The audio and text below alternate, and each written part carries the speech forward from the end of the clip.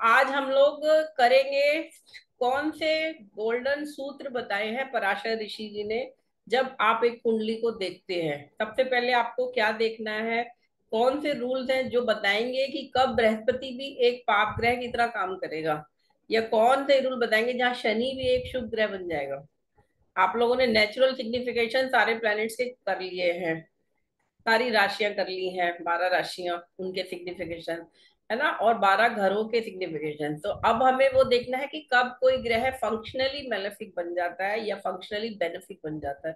और इसके कुछ बड़े महत्वपूर्ण सूत्र है, सिंपल सूत्र है, लेकिन हाँ अगर आपको याद रहते हैं तभी उनका काम आप अच्छी तरह से कुंडली देखने में कर पाओगे। ठीक है, तो पहला तो गोल्डन सूत्र तो यही है कि आप दो भागों में ग्रहों को हमने बांटा हुआ है, बेनिफिक और मेलेफिक, यानी शुभ ग्रह और अशुभ ग्रह। और आपको पता है बृहस्पति, शुक्र, अनअफ्लिक्टेड मरकरी, यानी कि मरकरी पे किसी भी बुध ग्रह पर किसी भी पाप ग्रह का प्रभाव जब नहीं हो। ठीक है, कभी कहीं कुंडली में अगर बुध पे शनि देख रहा है तो फिर वो उतना बेनिफिक नहीं रह जाएगा। ठीक है, क्योंकि बुध तो वैसे भी बहुत एडेप्टेबिलिटी फ्लेक्सिबिलिटी का प्लैनेट है, जिनके साथ बैठेगा वैसे ही हो जाएगा। मतलब एक तरह से इसे थाली का बैंगन भी कह सकते हो आप, है ना। को बाकी ग्रह तो फिर भी अपनी बेनिफिशियंस रखेंगे अगर कोई ग्रह देखेगा, या मेलिफिशियंस रखेंगे, लेकिन बुध तो कंप्लीटली वैसे ही हो जाता है जैसे कि कोई ग्रह उसे देख रहा है। ठीक है, तो अनअफ्लिक्टेड मरकरी है तो उसे आप शुभ ग्रहों में रखेंगे। और वैक्सिंग मून यानी कि जो बढ़ता हुआ चंद्रमा है, ठीक है, चंद्रमा क्योंकि बहुत ज्यादा क्षीण है, बिल्कुल अमावस का चंद्रमा है ना, प्रतिपदा, ये सब अच्छा नहीं माना जाएगा क्योंकि उस चंद्रमा में उतनी शक्ति ही नहीं है देने की कुछ। लेकिन जो बढ़ता हुआ चंद्रमा है, सूर्य से चौथे से 8वें घर तक का है, तो वो मध्यम उसकी आ गई, उसका बल, और फिर उसके बाद उसका और बेहतरीन बल होता जाएगा जैसे जैसे वो पूर्णिमा की तरफ अग्रसर होगा, पूर्णिमा तिथि की तरफ। तो बढ़ते हुए चंद्रमा को भी शुभ ग्रह माना गया है। इनफैक्ट कई बार तो कुंडली में आप देखोगे कि कोई भी ग्रह उच्च का नहीं है, सिर्फ चंद्रमा बली होके बैठा हुआ है, चंद्रमा ही उच्च का बैठा हुआ है, वो ही सारा कुछ अच्छे से अच्छे योग दे रहा है, क्योंकि चंद्रमा का बली होना बहुत बड़ा एक अपने आप में राजयोग है। तो ये शुभ ग्रह में मानेंगे। और पाप ग्रहों में मेलेफिक प्लैनेट्स आपको पता ही है, सबसे ज्यादा भयंकर जो कहा जाता है मेलेफिक, वो मंगल को ही बोला जाता है। ठीक है, आपने शनि का भी पढ़ा, लेकिन मंगल का ये रोल होता है कि वो अचानक गिराएगा, अचानक एक्सीडेंट करा देगा, अचानक इंजरी हो गई, अचानक झगड़ा हो गया, कला हो गई, है ना। इवन मृत्यु जो है वो देने में भी शनि तो धीरे धीरे मृत्यु देते हैं, मंगल तो झटके से मृत्यु दे देता है ना। तो जितने भी एक्सीडेंट्स होते हैं उसमें मंगल का बहुत महत्वपूर्ण योग होता है। शनि भी मृत्यु देते हैं, शनि तो कारक भी है आयु के, लेकिन शनि जो मृत्यु देंगे वो धीरे धीरे देंगे। मतलब अगर शनि ने एक्सीडेंट भी कराया, उसकी दशा में अगर एक्सीडेंट हो भी गया, अगर अष्टमेश है, खराब बैठे, तो अगर हो भी गया ना तो आपको मृत्यु तो नहीं मिलेगी, बल्कि कोई लंबी चलने वाली ट्रीटमेंट आपको लेनी पड़ेगी। और हो सकता है धीरे धीरे धीरे जाके फिर फाइनली जब आप ठीक ही ना हो और आयु खंड भी खत्म हो गया तो फिर मृत्यु देंगे। तो शनि तो लॉन्ग टर्म और स्लो प्रोसेस पे काम करते हैं, इनफैक्ट दुख के कारक ग्रह है, लेकिन वो धीरे धीरे। मंगल तो तुरंत, मंगल पावर का भी कारक है, मंगल अच्छा भी देगा, और इवन शनि भी योग कारक बन जाते हैं, शनि भी बहुत अच्छे फल देते हैं। लेकिन एक नेचुरल अगर हम नैसर्गिक रूप से माने तो ये पाप ग्रहों में आएंगे। राहु केतु तो है ही तामसिक ग्रह, वैसे तो छाया ग्रह है, ग्रह भी नहीं है लेकिन छाया ग्रह है। और सूर्य को भी पाप ग्रह माना गया क्योंकि वो विवाह विवाह संबंधित, और जहां भी ईगो न आ जाती है, जहां ईगो के कारण प्रॉब्लम्स होती हैं, डोमिनेट करने के लिए, बुली करने के लिए किसी को, ऐसा चीजें अगर रिश्तों में देखा जाए, किसी भी रिलेशंस में रिलेटिव्स के साथ, तब यहाँ सूर्य बहुत बड़ा पाप ग्रह का काम करेगा। हाँ, लेकिन अदरवाइज सूर्य एक शुभ ग्रह की तरह आपको पैसा देगा, राइज देगा, रॉयल्टी देगा, बहुत अच्छे महानगरों में रखेगा, राजा महल की तरह आपका निवास दे सकता है। तो उस तरह से ये थोड़ा सा प्योर इसे मेलेफिक नहीं मानते सूर्य को, लेकिन हाँ फिर भी उसे कैटेगरी में रखेंगे तो हम मेलेफिक में रखेंगे। तो ये तो आपको पता ही है सब, ये सारा हम ऑलरेडी कवर कर चुके हैं। अब ये ग्रह कैसे बन जाएंगे मेलेफिक या बेनेफिक, इसको हमें देखना है। ठीक है, कुछ प्लैनेट्स लगन के हिसाब से, जो भी लगन है, इसीलिए लगन बहुत महत्वपूर्ण है कि लगन कौन सी राशि लगन में आ रही है और कौन सा लग्नेश, कौन सा ग्रह बनता है। उसके हिसाब से फिर फाइनली आपकी लॉर्डशिप दूसरे ग्रहों की भी डिसाइड होगी। तो पहला गोल्डन रूल जो है वो है नेचर ऑफ लॉर्ड्स देखना है, जिसमें सबसे पहले आ जाता है जो केंद्रों के स्वामी है। जो भी लगन केंद्र है, लगन त्रिकोण भी है, ठीक है, लगन का स्वामी चतुर्थ भाव, सप्तम भाव और साथ में 10वां भाव, इनके स्वामी जो हैं वह ऐसा हमारे पराशर जी की उन्होंने रूल लिखा है, बताया है कि जब कोई भी ग्रह केंद्र का स्वामी बनता है तो वो अगर नेचुरल बेनिफिक है तो वो अपनी अच्छाई छोड़ेगा, कम हो जाएगी, न्यूट्रल की तरफ बिहेव करेगा। और अगर एक पाप ग्रह मेलेफिक बनता है तो वो अपनी मेलिफिसेंस को छोड़ देता है। तो दोनों ही देखा जाए तो इसको केंद्राधिपति दोष के नाम से लोग जानते हैं। मैंने इतने सालों में 20-25 साल से जो ज्योतिष हम लोग कर रहे हैं, जब से तब से लगातार जो प्रैक्टिकली कर रहे हैं, तो उसमें ये देखा है कि केंद्राधिपति दोष हमारे शास्त्रों में तो दिया है, लेकिन ऐसा नहीं है कि ये दोष बहुत बड़ा दोष है। ये बस एक नॉमिनल इसको मान के चलिए कि ऐसा ग्रह है जो भी केंद्रों का स्वामी बनेगा, क्योंकि ये तो विष्णु स्थान भी है, केंद्र तो विष्णु स्थान भी है, तो उसको तो अच्छा माना गया विष्णु स्थान। विष्णु स्थान में किसी ग्रह का होना अच्छा माना गया। लेकिन जब वही ग्रह उसका ही स्वामी उसी घर में बैठ गया, तब ये दोष थोड़ा सा लग जाता है, या ये कह सकते हैं कि आप जहाँ के राजा हो, अब वो राजा होके अगर बुरा करेगा तो लोग बुराई देंगे, तो राजा जो है उसको थोड़ा सोच के काम करना पड़ता है। तो उस तरह से ये थोड़ा सा केंद्र में केंद्र का स्वामी होने से ये दोष ऐसा मानते हैं कई लोग। मैं इसे ज्यादा वेटेज नहीं देती, लेकिन हाँ मैं इसे इग्नोर भी नहीं करती। तो आप लोग भी इसको इसको क्योंकि शास्त्रों में लिखा है, बृहद पराशर पुरा शास्त्र में, लघु पराशरी में ये दिया गया। तो पहला तो आपको रूल यही याद रखना है कि केंद्राधिपति दोष तो नहीं है कुंडली में, कुछ किसी एक किसी भी ग्रह को। कई बार देखिए मिथुन लगन होगा, तो मिथुन लगन में कौन सा बनेगा चतुर्थ भाव का स्वामी? बोलो गरिमा, कौन बनेगा? मिथुन मिथुन लगन है तो चतुर्थ बुध। भाव का स्वामी कौन बुध। बनेगा? बुध बुध बनेगा, बुध बुध। बुध। बुध बनेगा। और किशोर तुम बताओ, धनु लगन है तो कौन बनेगा चतुर्थ भाव का स्वामी? धनु लगा, बृहस्पति बनेगा मैम। बृहस्पति ही बनेगा ना, दोनों केसेस में सेम ही लॉर्ड बन रहा है, फोर्थ लॉर्ड, हाँ, लग्ना लॉर्ड सेम। मीन राशि, हाँ, मीन जैसे राशि हमने बिल बनेगा। गेट्स की कुंडली शायद हमने करी थी और उसमें बुध ही मिथुन लगन था और चतुर्थ भाव का भी स्वामी था। और बिल गेट्स की कुंडली में बुध कहाँ पे बैठ गया था? चतुर्थ भाव में ही बैठ गया था, कन्या राशि में। तो अब यहाँ पे ये देखा जाए तो ये बुध जो है, जो देखा जाए तो बहुत अच्छा फल देना चाहिए, चतुर्थ भाव में है, एक भद्र योग भी बनता है, एक महापुरुष योग, पंच महापुरुष योग जो होते हैं। लेकिन वो उतना फल नहीं देगा क्योंकि ये केंद्र का भी स्वामी है। वहां पे हम ये वाला रूल को यूज करते हैं कि केंद्र का स्वामी होने के कारण थोड़ा सा वो अपनी बेनिफिशियंस को कम कर रहा है ना। अदरवाइज बुद्ध जब एग्जॉल्टेड होता है तो बहुत ज्यादा अच्छा दे सकता है, बहुत शार्प बना सकता है, बहुत बुद्धिमान है ना, बहुत अच्छी चीजें दे सकता है। लेकिन केंद्र में अगर वो बैठ गया तो थोड़ा सा दोष भी मानते हैं उसको। ये तो पहला सूत्र है, पहले नेचर ऑफ लॉर्ड्स में पहला भाग है उसका। और दूसरा है कि ट्राइन जितने भी है, यानी जो लक्ष्मी स्थान है ना, पहला लगन भी ट्राइन है, पंचम भाव और नवम भाव, इनके स्वामी जो है ये हमेशा अच्छा फल देंगे, चाहे वो एक पाप ग्रह भी क्यों ना बनता हो। जैसे तुला लगन है तो पंचमें शनि बन जाता है ना।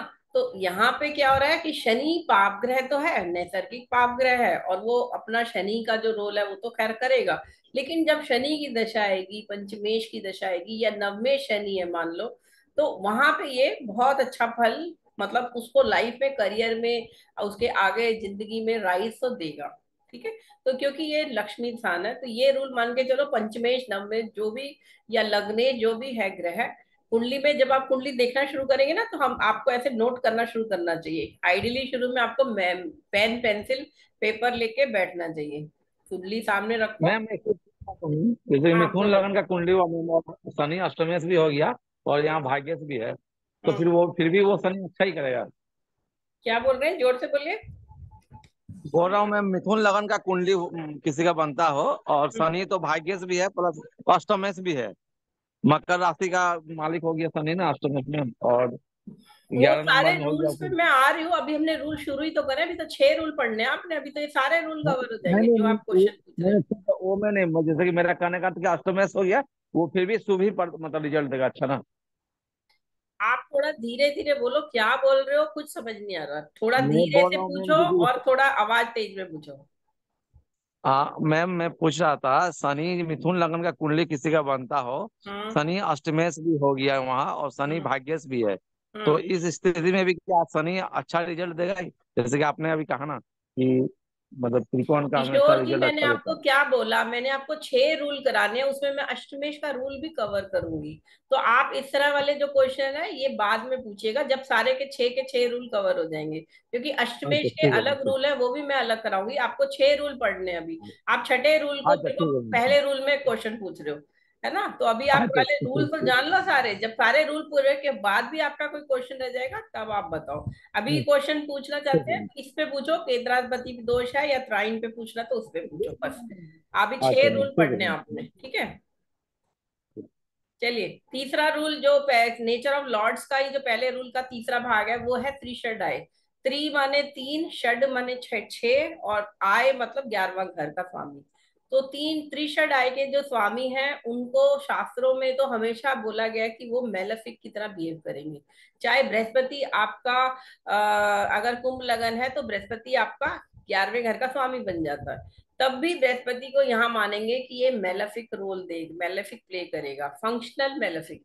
ये क्या कहलाएंगे? फंक्शनल मतलब जो नेचुरल मेलेफिक है वो बेनिफिक है वो अलग है, लेकिन जो कुंडली के हिसाब से लगन के हिसाब से मेलेफिक बन रहा है वहां पे त्रिषडाय का स्वामी जो भी ग्रह बनेगा, चाहे वो शुभ ग्रह हो, वो खराब फल देगा। मतलब इसका मतलब इस तरह से ले सकते हो आप कि मान लो जुपिटर, ठीक है, जुपिटर हमारा 11वें घर का स्वामी है, ठीक है, कुंभ लगन में, धनु राशि आ गई 11वें घर में। तो अब जुपिटर तो पैसा तो देगा, आय तो बढ़ाएगा, लेकिन क्या वो आय वो उसको सुख दे रही है? क्या वो आय से उससे कुछ अलग से कुछ पॉजिटिव कर पा रहा है लाइफ में? क्या वो खुश है? नहीं है। हो सकता है उसको जो भी नौकरी या व्यवसाय वो कर रहा है उसमें प्रॉफिट तो आ रहे हैं, लेकिन स्ट्रेस इतना ज्यादा है। या फिर जुपिटर जो 11वें घर का स्वामी है तो उसको पेट से रिलेटेड ट्रबल दे रहा है। ठीक है, जुपिटर क्या है? लिवर का कारक ग्रह है। तो क्योंकि वो 11th लॉर्ड है तो धन तो वो देगा, क्योंकि 11वें घर के स्वामी का भी रोल उसे प्ले करना है। और एक जुपिटर है तो पैसा भी अच्छे तरीके से सही तरीके से वो कमा सकता है, नंबर वन एक, मतलब कोई भी क्राइम करके नहीं कमा रहा। लेकिन यहाँ क्योंकि जुपिटर 11th लॉर्ड है तो वो उसकी हेल्थ को डाउन कर सकता है, या वो कोई कोर्ट केस, छठा घर, छठे से छठा जो होता है वो 11वें घर बनता है, तो ये कोर्ट संबंधित जो भी है उसमें हो सकता है उसको हार मिल जाए, या उससे उसका नुकसान हो रहा है पैसे का, क्योंकि लॉयर की फीस भरनी पड़ती है। तो इस तरह से आपको इसको समझना पड़ेगा कि तीसरा डाय का जो स्वामी जो भी ग्रह बन रहा है वो आप नोट कर लीजिएगा कि कौन सा ग्रह बन रहा है। और फिर इन सब जब लिस्ट पूरी बनेगी कि कौन सा ग्रह शुभ है अशुभ है, उस हिसाब से आपको फिर वेटेज निकालनी पड़ेगी। चौथा जो भाग है नेचर ऑफ लॉर्ड्स में, वहां पे हमें देखना है कि न्यूट्रल हाउसेस, यहाँ पे 8वें घर को भी न्यूट्रल माना गया। 8वां घर अभी एक रूल है, अभी जो 6 रूल पढ़ेंगे उसमें एक रूल अष्टम 8वें घर के स्वामी के लिए अलग रूल है। तो अभी इसको न्यूट्रल हाउसेस में भी रखा गया है, क्यों?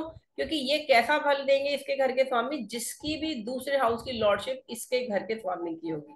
यानी कि 8वें घर का स्वामी अगर शनि बन रहा है, मंगल बन रहा है, या बृहस्पति कोई भी ग्रह बन रहा हो, उसकी जो दूसरी लॉर्डशिप है, मतलब सूर्य और चंद्रमा को छोड़ के सभी ग्रहों की दो दो हाउसेस की लॉर्डशिप बनती है। तो उस लॉर्डशिप के हिसाब से इसको आपने मानना पड़ेगा कि क्या वो अच्छा है क्या वो बुरा है। जैसे शनि की बात कर लेते हैं, शनि चलो अष्टमेश है और नवमेश है ना, मिथुन लगन में जो अभी आप बोल रहे थे, तो यहाँ पे ये 9th लॉर्ड का भी लॉर्ड हो गया, तो यहाँ पे ये शुभ फल देगा, क्योंकि 8th की लॉर्डशिप यहाँ न्यूट्रल हो गई है। ठीक है, न्यूट्रल हो जाएगी उस केस में जब अष्टमेश और नवमेश है। या और भी दूसरे ग्रहों को आप देख सकते हैं। अभी हम कुंडली भी करेंगे, एग्जाम्पल करेंगे तो आप इसमें समझेंगे, क्योंकि ये रूल्स जब जान लेंगे तब आपको उसको एनालाइज करना है कुंडली को उस हिसाब से।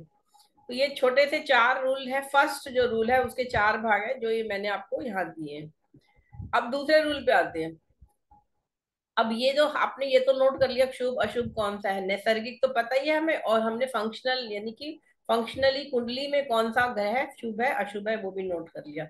अब इनकी स्ट्रेंथ देखनी है कि कौन सा ग्रह बली है कौन सा कम है।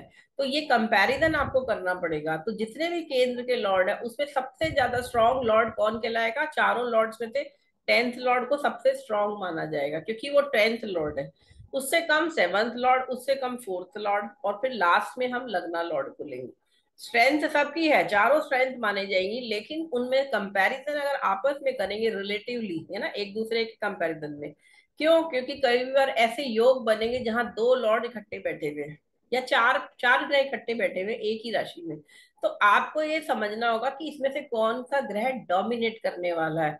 कौन से, जैसे मान लो 10th हाउस में चार ग्रह बैठ गए, ठीक है, चारों केंद्र के स्वामी है, 10वां, 7वां, चौथा और लग्न। अब इन चारों में से कौन से प्रोफेशन को वो चुनेगा, कौन सा ग्रह डोमिनेट करेगा कि वो चीज चुने। वो अच्छा हो सकता है उन चारों में, आर्ट्स में भी अच्छा है, साइंस में भी अच्छा है, कॉमर्स में भी अच्छा है, फाइनेंस में। लेकिन वो बच्चे को डिग्री करनी है, ग्रेजुएशन करनी है, तो एक ही फील्ड में करनी है। या उसको प्रोफेशन चुनना है, तो म्यूजिक में भी अच्छा है, वो इंजीनियरिंग में भी अच्छा है, या डॉक्टरी में भी अच्छा है, तो वो डॉक्टर बनेगा या सिंगर बनेगा। वहां पे आपको ये वाले रूल का बड़ा प्योरली यूज आएगा कि जहां पे 10th लॉर्ड बैठा है तो 10th लॉर्ड हमेशा डोमिनेट करेगा दूसरे सारे केंद्रों के लॉर्ड्स में। सिमिलरली ट्राइन लॉर्ड्स में 9th लॉर्ड सबसे ज्यादा स्ट्रॉन्ग कहलाएगा, उसके बाद 5th लॉर्ड, और लास्ट में लग्ना लॉर्ड। ट्राइन, जो 3 ट्राइन है उनमें सबसे कम जो स्ट्रेंथ मानी जाएगी कंपैरिजन में आपस में, वो लग्ना लॉर्ड को लास्ट में।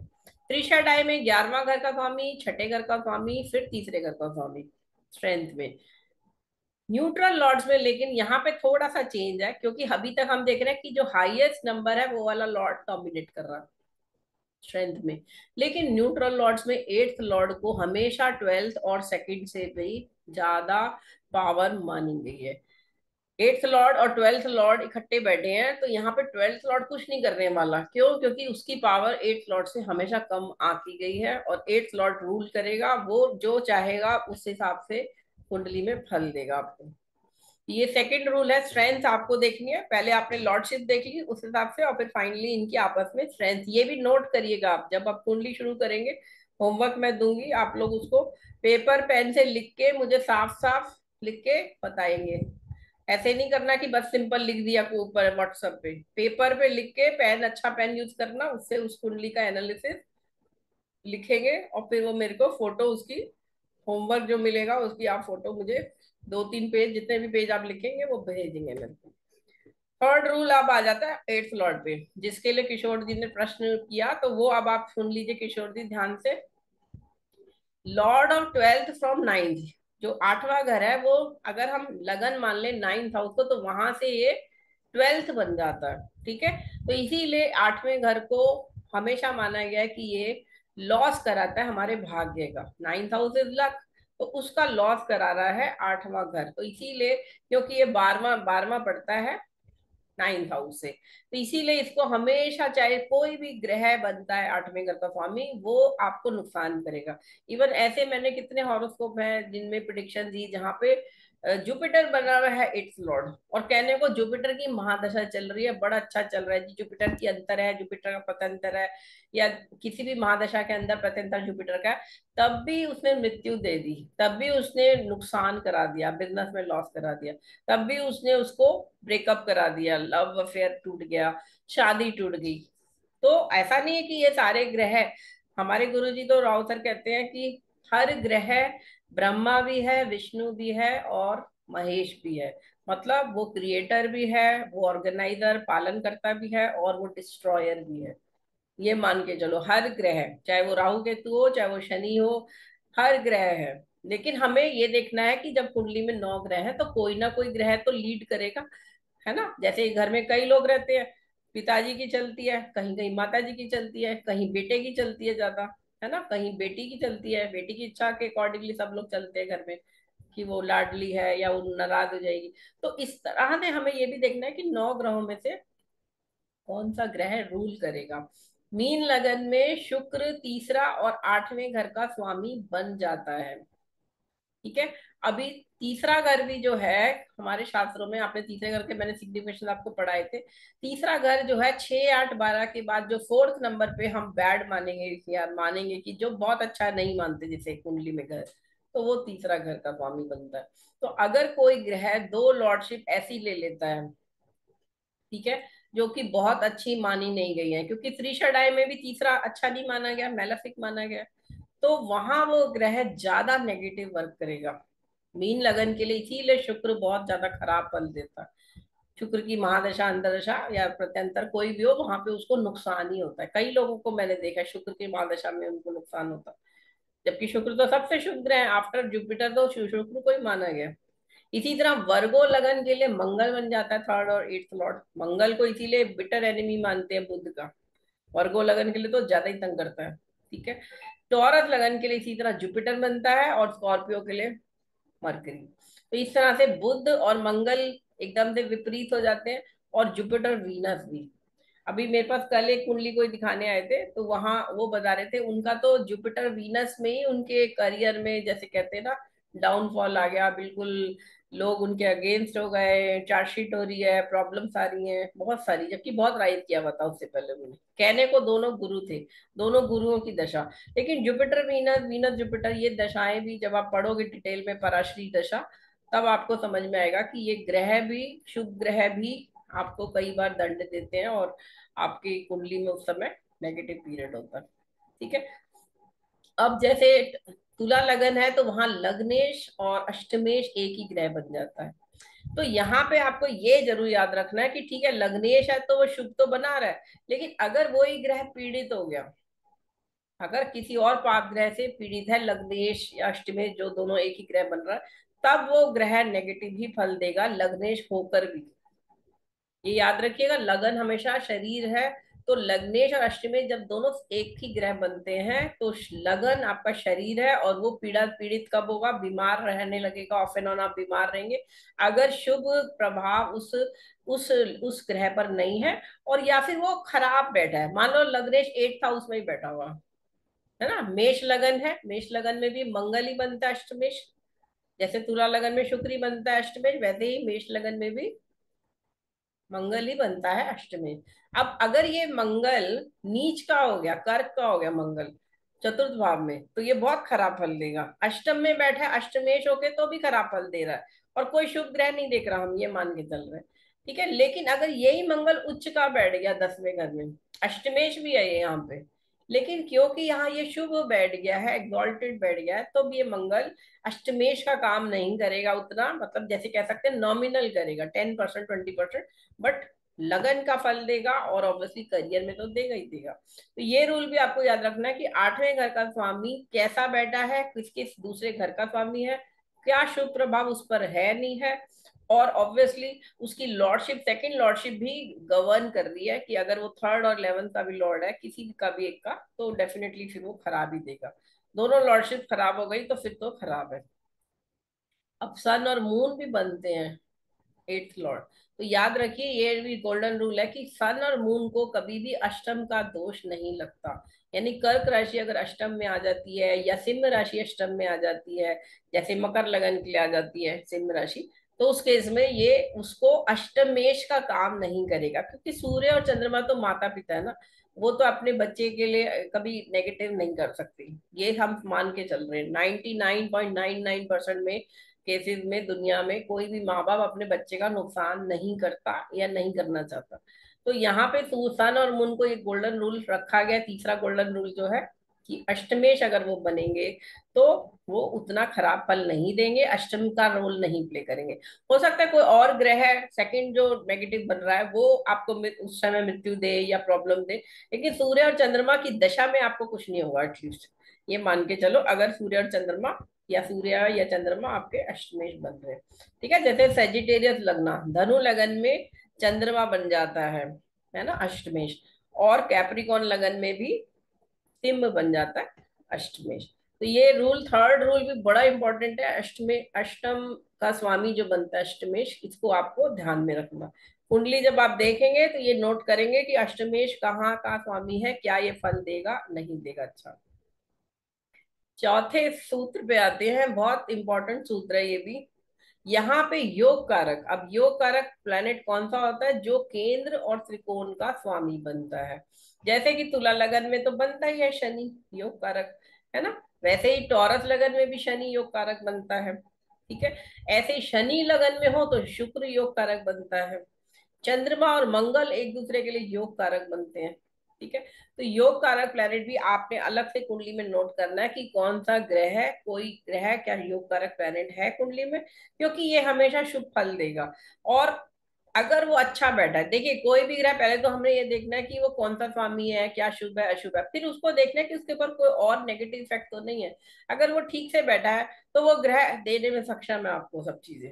इवन वो ही क्रिएटर है, वो ही ऑर्गेनाइजर है, वो ही डिस्ट्रॉयर है, ये मान के चलो। लेकिन कोई भी ग्रह जब पीड़ित है, अफ्लिक्टेड है बुरी तरह, तो चाहे वो नवमेश भी हो, चाहे वो लग्नेश भी हो, चाहे वो पंचमेश भी हो, जिसको हमने माना है कि ट्राइन के लॉर्ड अच्छा फल देंगे, लेकिन क्योंकि वो इतने सारे उस पर पीड़ा है दूसरे नेगेटिव ग्रहों की, वो देने में सक्षम नहीं रहेगा। मतलब वो एक बीमार की तरह से हो जाएगा, एक बीमार व्यक्ति जो शायद कुछ नहीं करके दे पा रहा। तो ये हमें योग कारक प्लेनेट को भी अलग से नोट करना है।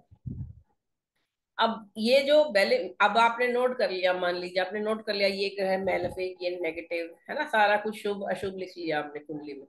अब इनमें से कौन सा ग्रह सबसे ज्यादा शुभ माना जाएगा और कौन सा अशुभ, तो इसका एक बेनिफिशियंस का ऑर्डर माना गया है, जिसमें फुल मून से ज्यादा बुध, बुध से ज्यादा बृहस्पति, और बृहस्पति से ज्यादा, मतलब शुक्र जो है नो नेगेटिविटी है मेलेफिक प्लेनेट की, तो वो घटते हुए क्रम में है। मतलब मंगल सबसे ज्यादा खतरनाक है, शनि उससे थोड़ा कम खतरनाक, फिर सूर्य उससे कम, और वेनिंग मून उससे कम।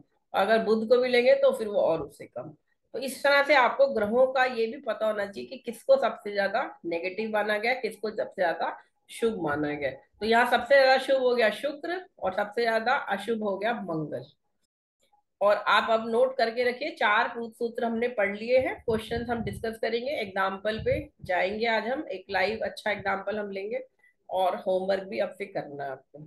ठीक है, तो पांचवा और छठा हमारा रह गया। पांचवा हमारा राजयोग था, और छठा हमारा रूल है राहु और केतु पे। बस इसके बाद हम एग्जाम्पल पे आ जाएंगे।